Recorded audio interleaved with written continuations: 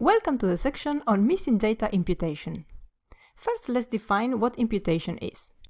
Imputation is the process of replacing missing values with statistical estimates of these missing data or with arbitrary values.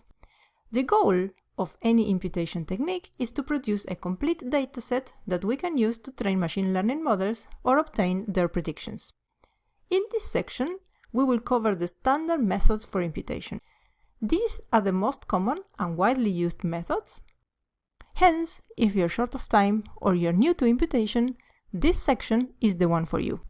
If you're already familiar with these methods and you're looking for alternative procedures, then feel free to skip this section entirely and check the next section on alternative imputation techniques. Let's get started. We can divide the basic imputation methods in two groups.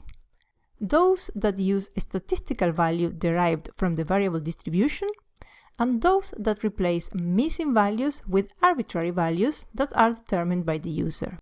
The methods based on statistics consist in deriving the imputation value from the variable distribution, utilizing, for example, the mean or the median if the variable is numerical, or the mode or most frequent category if the variable is categorical.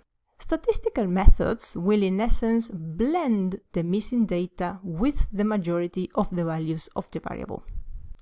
Therefore, to highlight the fact that the value was missing, statistical methods are commonly used together with adding a binary variable or marker to flag the fact that the observation was missing in that variable.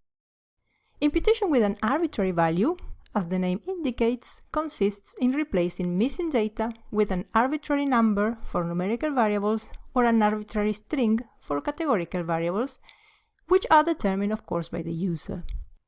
With this method, missing data will not be blended in with the rest of the values.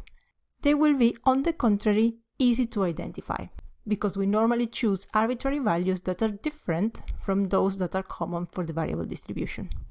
Throughout this section, we will say a lot more about these imputation methods and how they affect the variable distribution and potentially the machine learning models. And we will also learn how to implement them utilizing Pandas and Scikit-learn, libraries that you're probably familiar with, and also Feature Engine. If you haven't heard of Feature Engine before, this is an open source Python library that I designed for this course, but has now become very popular, and it has methods that go beyond those described in this course.